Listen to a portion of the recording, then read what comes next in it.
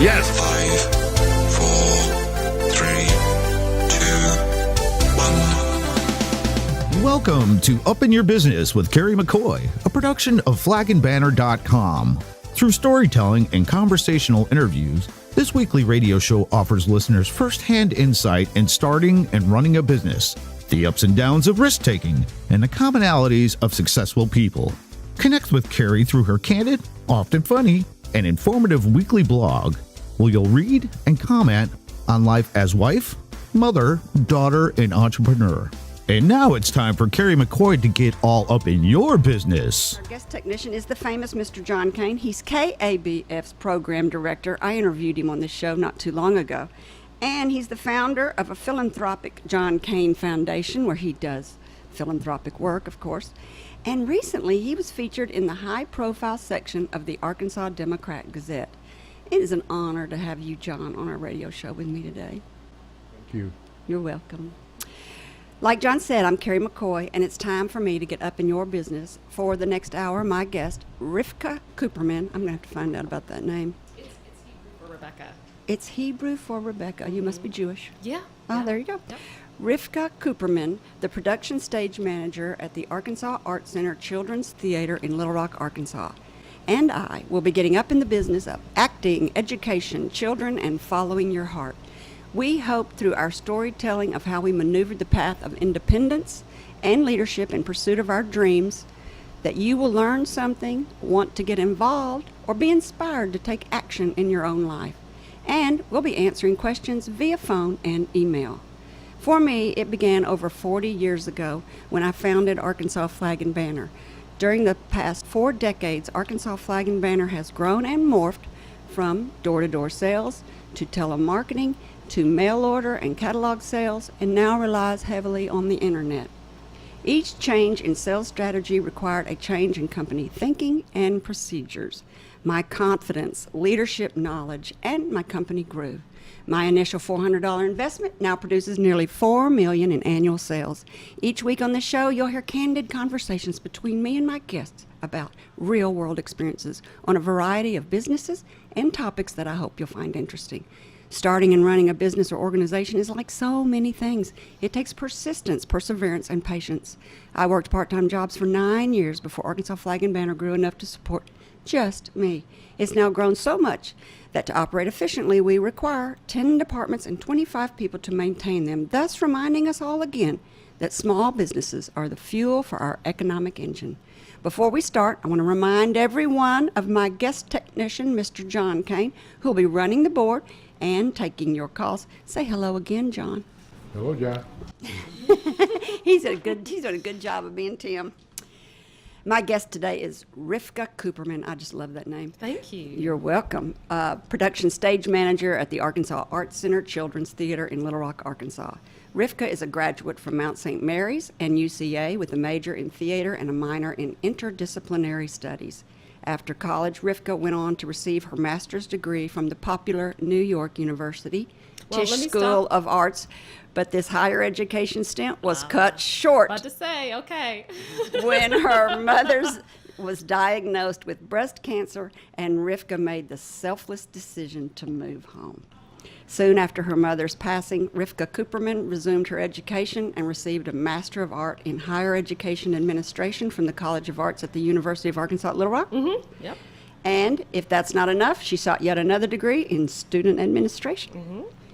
In 2010, is that right? 2010, Rivka landed her dream job as a production. I actually started in August of 2013. Okay, I was going to ask So you. I'm starting my 5th season at the Children's Theater. Great. So in 2013, Rivka landed her dream job as the production stage manager at the Arkansas Art Center Children's Theater. Her theater degree, education administration degree, and student engagement degree made Kuperman and the Arkansas Art Center Children's Theater a perfect marriage. It is a pleasure to welcome you to the table the young, the wise, thespian, and seamstress, Yeah. Rivka Kuperman. Thank you for having me on the show. I'm honored to be invited. Oh, you're so nice. This is great. It is great, isn't it? I'm excited to be here. I bet that I feel like the Arkansas Art Center is so lucky to have you. Can you tell us about, you started to a second ago, tell us about landing that job at the Arkansas Art Center. Sure. So I worked in the College of Arts, Humanities, and Social Sciences at UALR for 4 years, and that college doesn't even exist anymore because the university restructured. Oh. And I started out as a special events coordinator, which, if you think about it, throwing a big party is a lot like putting on a play, because you have to get all the people together, you have to have a timeline, you have to have communications between all different things in order for everything to come together at the right time and happen. Except this time, an event only happens once, and you can't, you don't have another try at it. So in a little bit of a way, it's actually a bit more stressful because you only have one go at a party, where you have a few different times to do a play. You can tweak things as you go. So my theater degree applied to that field. And when I worked there, I only started out as a part-time position. And I worked for Dean Baldwin. And she is fabulous. She, I think, works in the library now at UALR. I think she's the dean of the library. I'm not sure. I left when she changed positions, but she's a fabulous leader. She reminded me a lot of Hillary Clinton, really, because she is just, she knows what's up, she knows what's going on, she can connect with all the people around her. I mean, we've seen her eat a peanut up off the floor. She's very relatable and assertive. Yes, absolutely, and knows how to get some stuff done. Mm-hmm. So, and she taught me something really, really important, where it's always better to ask for forgiveness than to ask for permission. Matthew, you've heard me say that a few times, haven't you? Mm-hmm. So just do things. Push the envelope. And if it works, awesome. And if it doesn't, well, say you're sorry. Yeah, and just move on. Yeah. So so you're working for her part-time, and Yep. you start working at the Art Center part-time. Well, no, I worked for her for part-time, and then I guess she liked me enough where she promoted me to a full-time position. And when I got promoted to full-time, that's when I got to start working with the students and engaging in programming with some of the honor students, doing leadership activities across the campus. And so that's like, I like working with these young, energetic, college students. They have all kinds of great ideas. And so that's why I wanted to get more education about student affairs and programming. So that's when I started my master's at UALR. So I actually was working there the entire time while I was finishing my master's degree. So it took me a little longer. So how did you end up at the Arkansas Art Center? Okay, so sorry, this is the longest answer, I guess, to your question. That's fine. We've got a whole hour. Since I have a theater degree from UCA, I keep in touch with all of my theater pals from UCA. We're one big family. We all still talk to each other. And a friend of mine said, "Hey, we are looking for people down at the Art Center, and I know we need a production stage manager." And so I said, "Well," I put my name in the hat. And Bradley called me in, I think, that same week for an interview, and then told me right there, "You've got the job." It was that simple. Yeah. And then I started 2 weeks later at the Art Center. You seem like a perfect fit. I would have thought that you had always wanted that job, and that would have been like a job that you had been working your whole life towards. For the while, I didn't know exactly what I wanted to do. Which is typical of most of us, I think. Exactly. And so I kind of went where my opportunities led me. And I said yes a lot, which is an improv rule, which is another big part of my life. I just said yes, and let's just see what happens, right? Yep. So I put my name in, Yes. and he said I got it, and I started 2 weeks later. Well, I think that is a wonderful suggestion to everybody who's listening. There are so many books written about saying yes. I saw a lady talking on Oprah one time on Super Soul Sunday, because I watch that all the time, and she had written a book called Saying Yes. Mm-hmm. And so I Googled up, I was going to read her book, and I Googled it up. There are so many books written about the power of yes that it was really hard for me to dig down and find out which book was hers. But it is a life-changing, that philosophy is a life-changing strategy. Well, it's the only way to really collaborate. If you want to be able to use other people's ideas and work together, it's always better to say yes. And let's see what happens. And there are a lot of people that say no, and then a little bit later on turn around and go, okay, I'll do that. But their first answer is no, no, no, no. And then after a little while, you talk them into it, or they think about it, and then they come back and say yes. And it's a philosophy you have to grow into. It's hard sometimes to say yes to things. I think that's true. I think when you're young, you're kind of taught to say no a little bit, maybe, and to be cautious, maybe, but maybe not. I don't know. I think it's personality types, maybe. I don't know. I should have said no to a few more things when I was young, probably. All right, I think this is a good time to take a break. When we come back, we'll learn more about Rivka, hear about the business of the Children's Theater, about the opportunities for young people at the Art Center, and about the upcoming fall season performances. You're listening to Up in Your Business with me, Kerry McCoy. My guest today is Rivka Kuperman, production stage manager at the Arkansas Art Center Children's Theater in Little Rock, Arkansas. And that was from Chorus Line. And I wish y'all could have seen Rivka because she knew every word to this and told us a little Rivka trivia. Go ahead and tell our listeners. Well, I was saying that one of my dance teachers growing up, Dennis Glasscock, he was in this show. And taught our class all the choreography to this on Broadway? number. He was in the show on Broadway? Yep, and he taught us all the choreography to this number. So you were going step, step, kick, kick. Absolutely. And let me tell you, it's hard. It's really hard, especially when you're 13 years old. It doesn't look hard. Well, because they're professionals, they make it look easy. Oh, that makes total sense. Rivka, I can tell by your bio that you have a great work ethic. Thank you. All your life. You could give credit. Your mother was a bankruptcy attorney. Your father was a gynecologist. Yep. And then you've already mentioned Dr. Deborah Baldwin, Yep. who was the dean of your UALR College of the Arts when you went there. Those seem like three people that you mentioned that you found important to your life. Can you talk to me about what each one of them did to make you the way you are today? Well, in the summertime, we couldn't just sit around the house. I mean, we did kind of sit around the house some, but if we wanted to go and work, we could just go with Dad or Mom to the office. And we had to work. So for my dad, he always got there real early in the morning at like 8 o'clock. So, but if you got up early to go with Dad, he would stop and get us breakfast. So that was a perk if you got up early. If you didn't get up early, you have to go with Mom later, and you got nothing until lunch. Kid perks. But for my dad, I would, as a child, I remember being in kindergarten and answering the phones, filing. I would wash windows. I would organize the magazines in the waiting room. A lot of times I would talk to the patients because, these ladies love to talk to children. I would bring them coffee and just things like that a kid can handle. The older I got, the more things that I could do. And sometimes I even got to be an assistant in the exam room with my dad, just to be a female in the room, because he never examined a patient without a female in the room. Right. So if his nurse or someone was unavailable, I put on my scrubs and I just went on in there with my dad. Wow, So, that is really but I was, brave. by that time I was in college. I was going to say, that I might skipped a lot scar of me. time right there.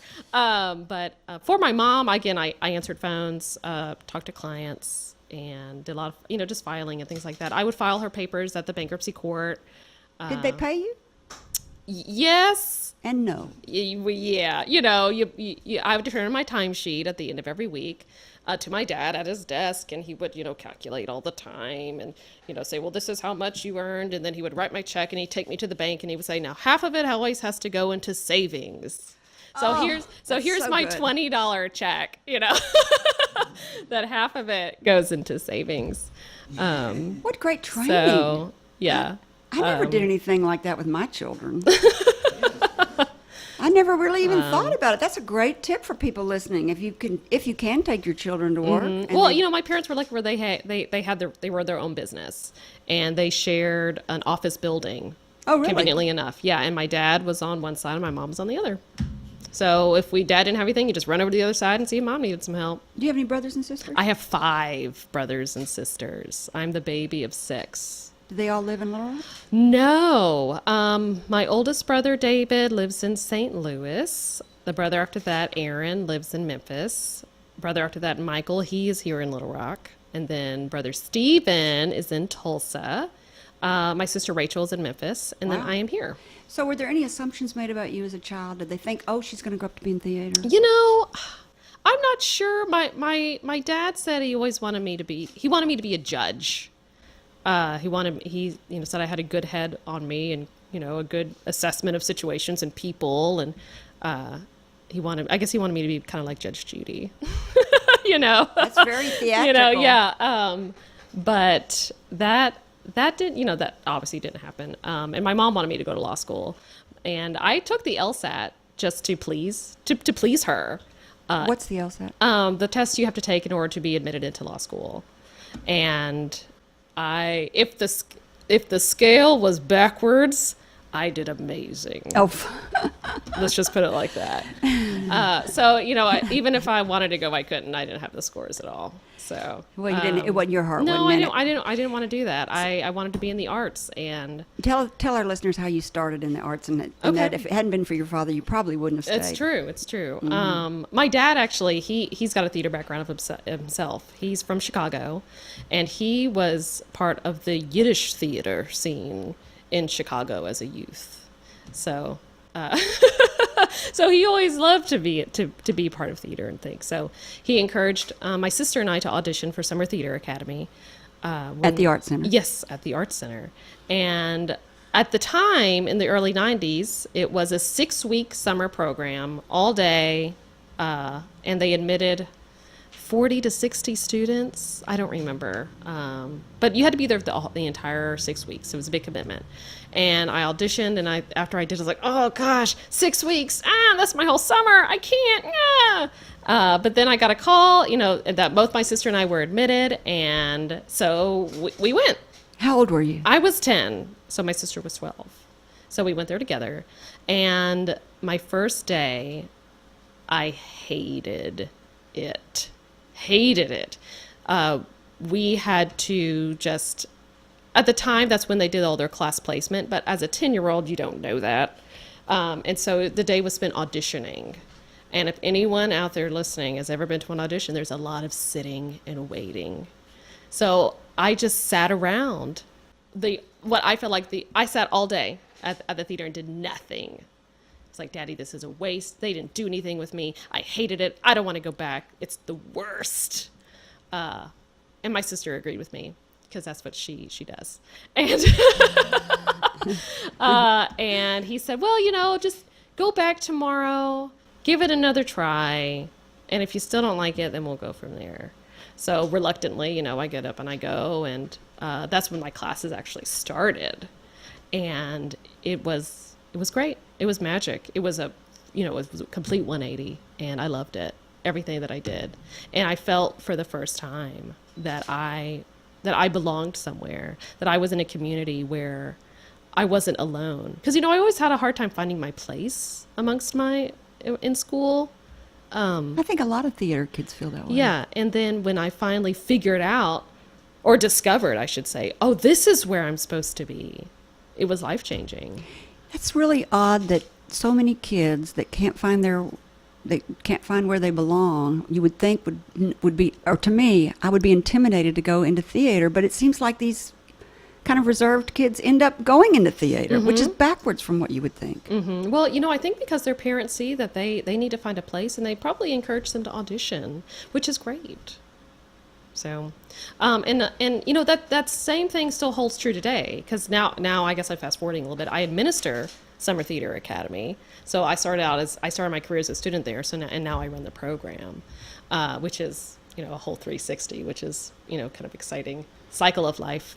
And the students there, I find, feel the same way, that this is the place where they feel like they're home, where they can be themselves, and where they can find people with same interests and people that get them, and in the safe space that we have there, they feel like they can develop and grow and learn.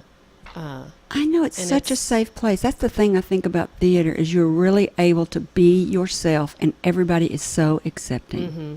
Absolutely. So that's how I started. And then since then, when I got hooked, I started auditioning for the plays of the Children's Theater. And I did plays of the Children's Theater when I was a kid. I was in a few, and I also was on technical crew for some, which I always loved to be on technical crew because I didn't have to memorize anything, but I still got to be part of the community. So it was a great fit for me. We had a girl on here last week, or Lady Catherine Tucker was on here last week. She is the executive director for the Arkansas Cinema Society that is just starting. Yeah. And she began she's an award-winning cinematographer, photographer, producer, and she started out, like you just said, at these jobs behind the scene at the Arkansas Art Center. That's awesome. That's fantastic. I remember my most exciting thing that I did there as a kid was when I got to be the head of the run crew for The Life and Adventures of Santa Claus, which meant I got to wear the headset and run the turntable. Whoa. So it's not all about acting. No, not at all. In fact, we have students that run our shows all the time. So we have students on stage and backstage. We have students run the turntable on our fly system. I've even had a student on our soundboard before. How many students are usually in a play? It just depends on what show it is and the needs of the show. Right.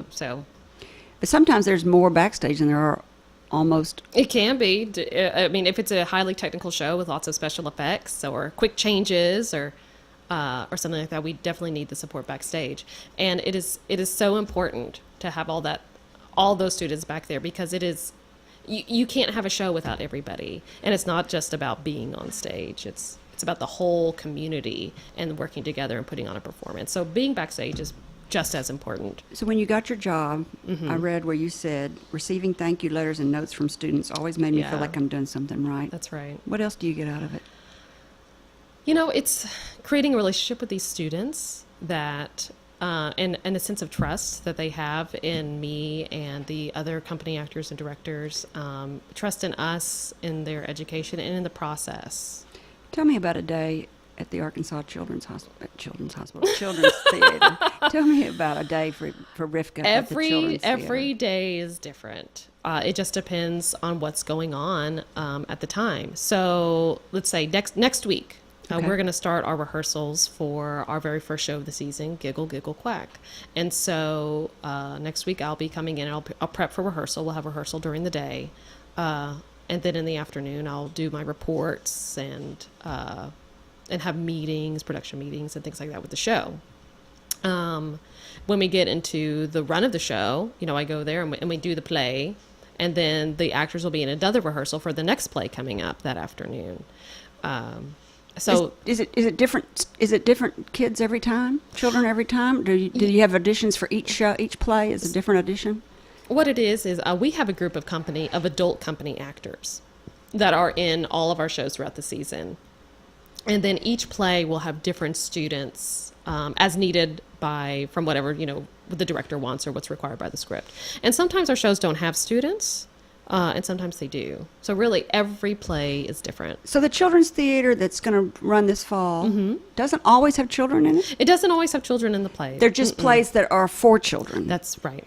That's right, for children, and some are by children too. So like in this next show, Giggle Giggle Quack, it's going to be an all adult cast. But the next show, Goosebumps, the script calls for students. 3 boys, doesn't it? That one's not my show because there's another stage manager that I split all the work with because it's too much for one person. But that show is calling for students. So and then the next show after that, Mother Goose. That can go either way for adults, for students, or for both. It's just whatever the director, how he wants to pursue it. Is it so demanding that the children can't go to school during this time? Yeah, when a student is in our productions, they have to miss school because we have school day shows. Tuesday through Fridays at 10 a.m. and noon, we have school day productions. And other schools bus in their students and take field trips to the Children's Theater to see the play. So if we have a student in the show, they have to miss school. So it's a huge commitment for a student because they not only have to keep up with their schoolwork, keep up with all rehearsals and stuff for the play. But the rehearsals are at night. Yes, rehearsals are at night. So they only miss school during the actual performances. That's correct. Okay. Yeah. Mm-hmm. That is a big commitment. It's a big commitment the for a way the student. parents are juggling everybody around all the time. Yeah. You've been involved in local theater and community all of your life. Yeah. Oh my gosh. Okay. So the children's theater, the weekend theater. You're at the improv. You do an improv. I do, yeah. I work. Excuse me. Sorry. What? Every week let me back up. I'm part of a local improv troupe, Improv Little Rock. Improv Little Rock. And we perform every Wednesday at 8 o'clock at the Joint in North Little Rock. And Does it have a website? I think it's the Joint North Little Rock. Does Improv at Little Rock have a website that tells about your performances? Well, you follow us on Facebook. You find us the Joint Venture on Facebook, and that's where we put up information about all of our shows and stuff. But we've been performing at the Joint for 5 years. But Improv Little Rock is actually a lot older than that. It started off, I think, 10 plus years ago. And I joined the troupe in 2009. What is it about improv that actors love so much? I think it's because they don't. What I like about it is that there's not a lot of. I don't have to memorize anything. Everything is off the cuff. Everything is very natural. That seems scary. Well, when you have a good group of people around you that you trust and that won't let you fail, then it's actually very freeing. So it's team building again. Absolutely. So the process of putting together a performance is very, very lengthy. How long does it take you to put one up? The whole process from start to finish is actually about a year, because the artistic director meets with other directors and other consultants about what shows should we do next year. Oh, okay. So you're planning right now for next year? We'll start for next year. We'll start in January, or maybe even early. Actually, he'll probably start in November. Already thinking about next year. So the artistic director chooses which plays we're going to do, and then we start meeting about the first show of the season in April, before the previous season has even ended. We start talking about next season. So where we have concept meetings where the production team, the costume designer, the set designer, the director. And you're a seamstress. Yeah, I am. But I do a little extra help in the costume shop when they need it. But my primary job is as a production stage manager. But I can pick up a needle and thread if I need to, if you know. That endeared me to you when I read that, because that's a lost art form. Yeah, it is. It is. And we sew at Arkansas Flag and Banner, and there's nothing more relaxing, I think, than sitting around in the sewing department and sewing. If you don't have a deadline, it's great. That's right, 'cause the deadlines, and we always have a deadline. Yeah. It's always, Yeah, my mom taught me how to sew, and I've been sewing. So did mine. Yep, since I was in kindergarten. I guess I'm kind of sidetracking here, but she also encouraged us to do things that were a little different, to push us out of our comfort zone. And when I was in elementary school or junior high. I don't know. My sister's listening. I'm sure that she would tell me. I don't remember things very well. But she discovered Japanese embroidery, and she decided that my sister and I needed to learn how to do it, how to embroider with this dye, in the style of this dyeing art. So over our spring break, for 3 years, she would take us to Oklahoma City, and it would be a week-long class workshop where we would sit and learn this dyeing art of embroidery. So what an interesting mother. Yeah, she did French hand sewing. She was a fantastic stitcher, embroideress, seamstress. Excuse me, and a bankruptcy attorney / artist seamstress. She was an artist herself. In fact, she said that she actually wanted to be a costume designer, but she didn't do it. So you came home to be with your mother when she was diagnosed with breast cancer. Mm-hmm. Well, she was diagnosed 3 years previous, but she took a turn for the worse, and that's when I decided I needed to come home. Do you feel good about that decision? Absolutely. If I didn't come home, I would never I would never forgive myself. Mm-hmm. It changed the course of your life, but in a good way, maybe. Well, I shattered when she passed, and I had to figure out how to put myself back together. When you're shattered into 1,000 pieces, well, you're not going to put yourself back together the same way, and it changes your perspective, changes what's important to you. And that was really the day where I took where I can say this is when my life changed. is when I lost my mom. So you went back to school after that? Is that how you Well- decided to put it back together? Well, I actually what helped put myself back together was the next years when I joined the local improv troupe. And my friend Kelsey Craig, she was part of the troupe at the time, and we did improv together in college at UCA. And she reached out and she said, "Hey, we're looking for some more people. Why don't you come down here and just play with us? Come to a rehearsal, see what you think." And I said, no, I am in no state. I can't think. I don't know who I am anymore. I can't do it. No. And I just kept telling her no. And she kept pushing and pushing and pushing and pushing until finally I gave in. And I went to a rehearsal and it was great. And that's when I started putting myself back together, finding my confidence again, and learning to say yes and taking risks again. And it's of course it happened over time, but my improv is my therapy, and it's where I feel the most free. So it was that really started being like, okay, this is where, and I started getting clarity again, and this is the direction that I need to go. I need to start pursuing my arts more seriously.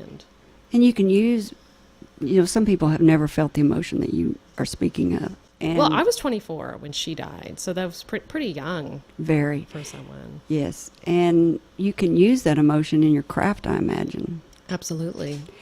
And so now you've built yourself, you're getting your confidence back. And when did you decided to go back to school? Well, that's when I got the job at UA-LAR.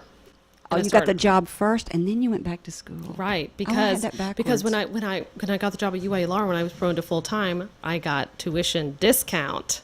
You thought, I'll And go then I was back like, to well, school. you know what? If I'm going to get the tuition discount, this is obviously a sign. Saying yes again. Say, okay, here, universe is telling me, here you are, here's your tuition discount. Go finish your degree. That's So- how I kind of interpreted it. So, I like and it. so that's what I did. And that's when you met Deborah, Yes. Dr. Baldwin, I think. Yeah. And she began to be a mentor. Yeah, she's fabulous. Thanks for sharing that great story. Thank you. I think Thank you for letting me share my story. you're welcome. Let's take a quick break. When we come back, we'll continue talking with Rivka about the opportunities for young people at the Art Center, the upcoming fall season performances, and she'll give us some tips on how to start your career and manage the stress of acting, which I think she already has. It's just say yes to everything.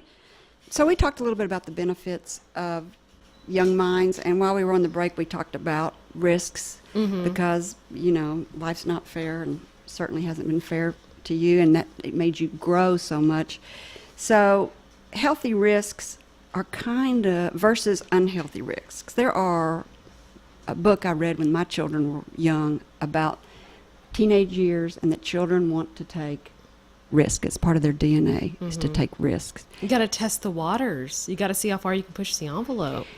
And I think theater, choir, sports are all the type of healthy risk that you can direct your children in that direction. Any kind of team activity where they have where you can have a partner in crime to test the waters with is. And it's important that that these children feel safe in whatever they've decided to do. I think sports builds team is a great. I think that's one of the benefits of sports is that it becomes a safe place and a team effort. Is there a specific time you think kids should start at the? Or what is the age limitation at the children's theater? Summer Theater Academy, for anyone out there that is listening and doesn't know, is our summer intensive program for students ages 10 to 18. And now the program, it is not 6 weeks in the summer anymore, like when I was there, but we have 2 3-week sessions. So you can come in the beginning of the summer for 3 weeks, or you can come later in the summer for 3 weeks. And it's theater 10 to 5, or excuse me, 9 to 5. Gosh. And then we teach classes on movement, voice and diction, improv. All of our students have to go through the shop and take an intro to technical theater class. We teach different design classes, scenic design, costume design. There's script analysis. There's an audition class. We had storytelling this summer. So it's all the students will take movement, voice addiction, improv, but the other time slots are kind of up to them, what they would like to learn more about and expand on. So it is truly an academy, and a student can start at 10 and can take classes all the way through when they're 18. And we have students that do range from 10 to 18 in the academy. When I went to your play a few weeks ago, when my granddaughter was in one of your plays, and I went there, and there were a couple of girls who had been there their whole life, that were graduating. They were 18, they were going off to college, and it was their last play at the Arkansas Art Center Children's Theater, and it was very sentimental. And what's really wonderful about the academy is that the last 2 days of every day is devoted to project. And what that is, it's under the direction of two of our directors, students devise and create a piece of their own work. So they have their voices heard, the topics that they want to explore, and they're guided by two directors. And so each group of students is different. Sometimes students have a big question that they want try to search an answer for, which there probably isn't even an answer for it, but this is the way that they're going to explore and pursue it. And we have some students that just want to, have fun. And so every group is different. And, watching all the projects over the past 4 years, and it's amazing, the variety of things that we see out of these students. So what do you think they learn mostly out of it? You think it's mostly team building? You think it's confidence? I think it's a lot of things. It's definitely a confidence boost, team building, like you said, but it's also they learn how to collaborate with each other. They learn how to communicate with each other, and with students that are younger with them, and with adults. They learn to take risks and push the boundaries of things. That's the part I love. Ask questions that they may not feel like they can ask somewhere else. Be themselves. Yeah, and be themselves. A Absolutely. really safe place to be yourself. Yes, absolutely. Is space limited? Yes, we take up to 60 students per session. Do they have to try out? Yeah, the students have to audition to come to the academy. That's a scary thing. It's scary, but I'll tell you, we look for students that want to be here, that are willing to learn and try. We can tell if a student does not want to be there. And their mother made them do it. Absolutely, we can tell. Like your father made you. Well, I was excited to audition. It was just after the first day when I was like, this is a dud. So. How do you manage your stress? How do I manage my stress? You go to improv on Wednesday nights? Yeah, I do improv. I pet my cat a lot. Her name is Senorita, and she's wonderful. Do you have to work more than 40 hours a week? Sometimes I do. The closer that we get to a show opening, the more hours we have to work, because there's more things that have to get done. Mm-hmm. So, parents and children have so many commitments. How are you able to help parents with managing their children's schedule? Is there any way that... Well, I will say that our schedule is pretty demanding when a student is in a show. Mm-hmm. So I think it's more on a parent's end and helping their students decide on what is the student's priority. And if being in one of our plays is a priority, then the parent will accommodate for that. Mm-hmm. So it's a pretty big commitment on parents' parts. Oh my gosh, it's a huge family commitment for sure, because they have to transport their student to and from. There's so when you were a kid, you could do it for 6 weeks, and now it's down to 3 weeks. You said, and I think one of the reasons that you've probably changed, or the Art Center has changed, is because children have so many things to do. Yes. What is up with that? And there's just more options out there, and I think it's because there's more ways to get the word out about all the things that there are to do. It's so much competition for your children, and you feel like if they don't do everything, my poor children will just run ragged every weekend and every night. And my daughter now has children, and she's like, I'm not doing that to my kids. Mm-hmm. I don't know if she's smarter than me or not, because I felt like if I didn't run them everywhere and do everything, that they were deprived and not going to grow up to be, I don't know, be perfect. Every parent is different. But she's like, give them time to be kids and let them be kids. And I'm not sure that's she's not correct about that. Yeah. You only get to be a kid once in your life. Take advantage of it while you can. I love your improv group that you do on Wednesday night. And what time is it at the Joint? It's at 8 o'clock every Wednesday at the Joint, which is located at 301 Main Street in North Little Rock. All right, we're going to talk about the shows coming up. All right. You already told us a little Yep, bit about we Giggle, are- Giggle, Quack, Quack. Yep. It's all adults, you said. Yes, this one's all adults. And then next, I think, is Goosebumps, the musical? Goosebumps the musical, Phantom of the Auditorium. What in the world does that mean? Phantom of the Auditorium. I guess Phantom of the Auditorium. Yeah, it's going to be a lot of fun. Yeah. It's going to be very nostalgic. Are we going to have people run down the aisles? I don't know. We haven't even started yet. You should take my suggestion. Okay, I will. I mean, I'll send it to the director. If it's a Phantom of the Auditorium, they ought to be running down the aisles and running onto the stage. All right, Mother Goose Christmas. Mother Goose Christmas, and I'll be managing that show. Junie B. Jones. Oh, the next one though is going to be Snowy Day. Is Oh. our January show. Oh, I missed that one. Snowy Day. Is our show in January. And then our spring break show is going to be Junie B. Jones is Not a Crook. And then we're going to end our season with Stone Soup. That's a long time. So it starts in September and runs through what? Through Mother's Day. When is that? May? I think Is it's that May? the second Sunday in May, I In May. think. Yeah, in May. Well, you're very busy, and then you Yeah. start your summer theater academy. Well, to be fair, I start Summer Theater Academy in January because that's when I have to start getting my instructors for the summertime. oh, So I start working on STA in January and then we have our first audition for students in March, and then we have another in April, and then another in May. So we have 3 audition times. and those people are temporary then. It all depends, you On know. what? The moon? Sometimes I feel like it. It depends on their Money. on their availability, on if they're some of our company actors are going to continue their contracts through the summertime. Sometimes people just come in to teach for the summer. Sometimes they just come in to teach part of the summer.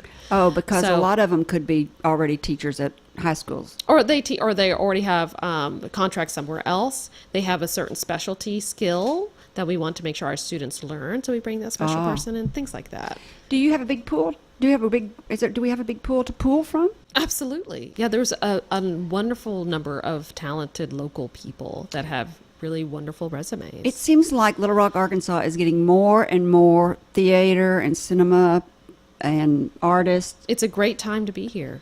I feel like we're the verging Austin, Texas. I hope so. I just Look, don't everybody want in that, the room is nodding yes. But I just don't want that traffic. I agree completely. When we had, listen, everybody in the room talking. When we had Catherine Tucker on last week, and she was talking about, that she's bringing all these great talent into Little Rock, and that it's going to be great for the economy, and she wants to do all these, events that will bring more and more people to Little Rock and create more and more jobs. And I said, I love creating more and more jobs, but I don't really know if I want to bring a lot of people to Little Rock because this is like a hidden secret. She said, I hear that all the time. I love Little Rock, and I don't ever plan on leaving. This is where I started my journey, and this is where I want to continue my journey. You could just fly out of the airport. That's the only thing. Yeah. You can't get a direct flight from anywhere. When I tell people that come by Little Rock and they have to lay over here, I said, I'll come out to the airport and see you. And they're like, you can't do that. It's too much trouble. I said, I'll pull up to the front door and park and walk in. Really, They're like, that's what? the truth. Yeah. So I hear that we're having theater renovations. Absolutely. When is that starting? The Arts Center, the entire Arts Center is going to have a huge renovation. And we're going to have, we're going to have this upcoming season in the theater. We'll have Summer Theater Academy. Then we'll have the next season, and then the renovations will start. So about a year and a half. Yeah, year and a half, 2 years, yeah. What are they going to do with all the people that are employed there? Yeah, that's still in the cards. I don't know. But you know that they are talking about it, and I know that the administrators of the Art Center are working with the architects and with different contractors and things, and I know that they will take care of their employees. I just don't know what the plans are. How long? Do you know how long it's going to take? My guess is 2 to 4 years. 2 years. I don't know. I don't really know. I'm not in those meetings. Are they going to do it at the location it's at now? They're not going to move somewhere else. They're going to. I'm not sure. I'm not sure what the plans are. Really? I'm not- You think they could relocate? No. They're not going to completely relocate. No, but I do not know. Somebody's calling. Maybe they know plans. the answer. Oh, my We got goodness. just enough time for. Oh my another gosh, a call. Okay. All right. Hello, you're listening to Up in Your Business with Kerry and Rivka. Have you got a question for us? Yes, I do. This is Renee, and I wanted to ask Rivka what the hardest part about her job is, and what makes it worthwhile at the end of the day. Great question. Gosh, the hardest part of my job. The one thing about my job that I find really, really challenging is when we have early morning television spots where I have to get up at 3:30 in the morning to be at the theater by 4, to meet my actors by 4:15, and we got to be out the door by 4:45 in the morning to be at the station by 5 o'clock in the morning. So that is very challenging. And what was the second half of your question? And what makes it worth it then? What makes to it wake worth up it? at 3 o'clock in the morning? Well, when we get the word out about our shows and more people know about us and come out and support us and see our theater. Don't you have a Sounds good. Don't you have? Thanks for calling. Thank you. Of Don't- course. Do you know her? Yes. I can tell by the look on your face. That's my friend Renee from Dallas. Oh, she's listening in Dallas. Yes. That's good to know. Hi, Renee. Makes you have a great appreciation for the news anchor ladies and gentlemen, gosh, don't you? and what they do. And they are there rain or shine. There was one time where Little Rock was completely iced over, but we had to be at the TV station for our promotional spot. So all of us had to get up, and this is, at 5 in the morning to go, and the roads aren't cleared at 5 in the morning, to get down to the Arts Center, get in our costume, get to the TV station. And so just that one time, I was thinking, gosh, I couldn't do this. So They stay in hotel rooms. Oh, well, there you go. I know that. They're a lot smarter than we are then. I know, because they start planning the day before. They say, do we need to get a hotel room downtown?